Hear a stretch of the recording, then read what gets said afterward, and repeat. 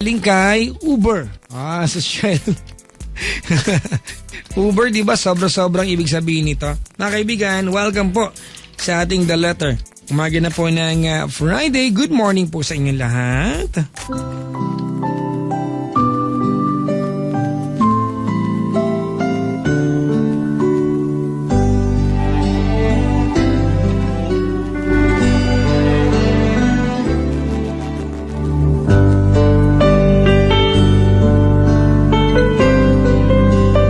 Sabi ni Uber, mga kaibigan, sa kanyang sulat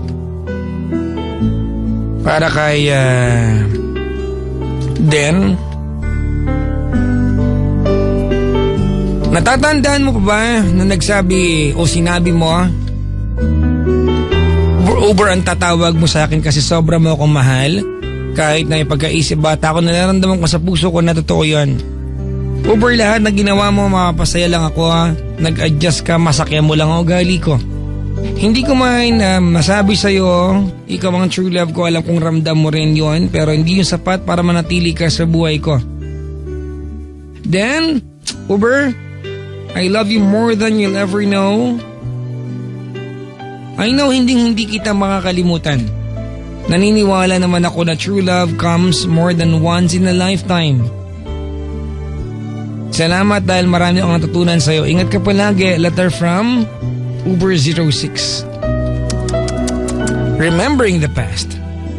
Ito naman ay galing kay Jam para kay JM. I love you so much, asawa ko. Kahit na naandyan ka sa malayo, salamat sa lahat. Thank you for being a good father to our daughter. Ingat ka dyan. Ayan, sa Dubai ha. Sobrang miss na kita, di. Sabi ni Jam. That's very good, mga kaibigan. You know, yung pag-appreciate sa partner natin, that makes a lot of wonders, mga kaibigan. Yung ma-appreciate mo yung, di ba, yung kabutihan ng loob, di ba, ng partner mo. You're doing good deeds sa kapwa, especially to your partner. Letter to mine. Sabi dito, thanks sa lahat ng bagay na nagawa mo, mine. Madami man tayo na pinagdadaanan, mga sitwasyon, tayo pa rin. Hindi ko alam kung makikita ko pa o makakita pa ako ng kagaya mo. Sa laki ng mundong ito, pinagtagpo tayo ni God. Ramdam ko ang pagmamahal mo, marami ka na rin na isakripisyo just to make me happy. Patawad sa mga naging kasalanan ko. Bumabawi ako sa lahat ng gusto ko magtagal at gusto ko magtagal pa tayo. Marami man ako nagawang o naging karanasan, gusto ko ikaw pa rin yung huli. Mahal na mahal kita. Miners, sabi dito, respectfully yours. Mine from QC. Taks. Mine silang dalawa. Mga sakim. Sa inyo, sa hindi nyo. Ganun naman talaga. Si Mayor Jack ng Ilocos Norte, di ba? Sabi dito, you may hear nothing from me on how I appreciate you as friend, but beyond that silence, your name creates a beautiful sound in my heart. I love you, mahal ko. Thank you for your love. God bless po. Sabi ni Mayor Jack. Si Jamila Audrey naman ay sumulat. Sabi niya, babe, sorry, napakapasaway ko. Salamat sa pagtitiis mo sa akin. Salamat sa pagmamahal. Lahat gagawin ko, mas sumaya ka lang sa piling ko. Marami mang pagsubok ang dumating sa atin. Alam ko, mas kakayanin lahat. Basta magkasama tayo. Mahal na mahal kita, Kelvin Castro Gamboa. Sabi ni Jamila Audrey. Next. Ang sunod na sulat ay para kay BC Vincent. Sabi ni Aina. Alam ko minsan, may pagka-OA ako at moody. Sana lang mapatawad mo ako sa mga nasasabi ko sa'yo.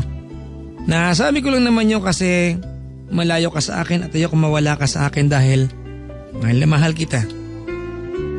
Maraming salamat sa'yo kasi tinuruan mo akong ngumiti ulit. Salamat ng marami sa'yo at huwag mo sanang kaligtaan na mahal kita, sabi ni Aina BC. Si Mariel ng Kabanatuan naman, mga kaibigan, ay sumulat sa kanyang love. Sabi niya, love, I just want you to know that even you're not talking to me because you are mad at me, I will be here. Sorry kung paulit-ulit yung tanong ko sa'yo. I love you so much, I cannot tell or show you how much I am blessed to have you. Thank you for the 6 years of wonderful romance. Sabi ni Mariel ng Cabanatuan City. Gusto ko yun, Jason, ha? Wonderful romance. Diba? Sometimes kasi we call it romance but it's just plain. Nothing special about it, mga kaibigan. But you know, every romance is wonderful. At ikaw bilang dumadanas niyan can describe that. Si Jules naman, sinulatan ni wifey, ng wifey niya. Hindi ko alam kung tama dito. Sabi niya, Husby, thank you for making me feel that I'm special. Every time I'm with you, sobrang saya ko. Kahit magti 3 months pa lang tayo, Husby, napapasaya mo ako ng sobra-sobra na parang 10 years na tayong on. I love you so much, baby. You're all I need, asawa ko. Mahal na mahal po kita. Sobra in advance, happy 3rd Monthsary. Mama. Sabi ni wifey mo. Mga kaibigan, ito naman ay galing kay Lindsay ng Pasay. Sabi niya, to my best friend. Ang laki ng pinagbago mo. It seems like you don't even know who I am. Everything has changed. Baliktad na ang mundo. Before, you're the one who's chasing me. But now, I am longing for your presence. Pero pinanghahawakan ko pa rin yung sinabi mo nung una na ako lang. Best friend, sabi dito, thank you for everything.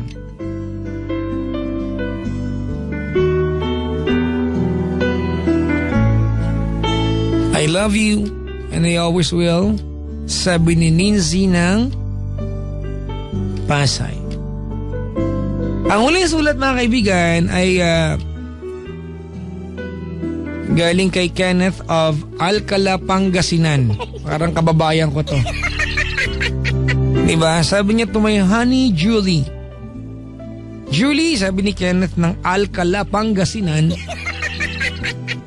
Alam ko nakikinig ka ngayon, so I take this opportunity to thank you for the days that we spent together.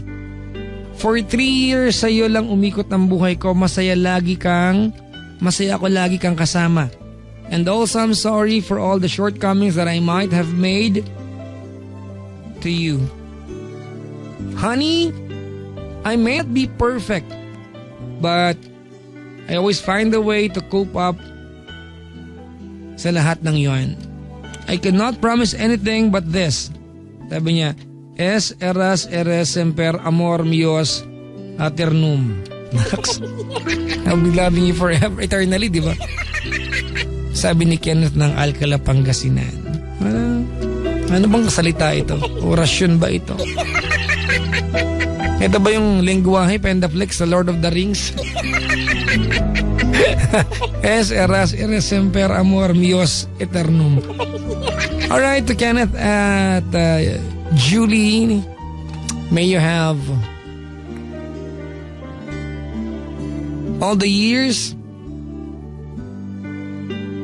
together, and may you have all the love in the world to show each other. Loving someone is easy. Showing that person that you love that person is another thing, mga kaibigan. And maintaining that person to be, diba, to fall in love sa iyo every day is a more challenging thing to do.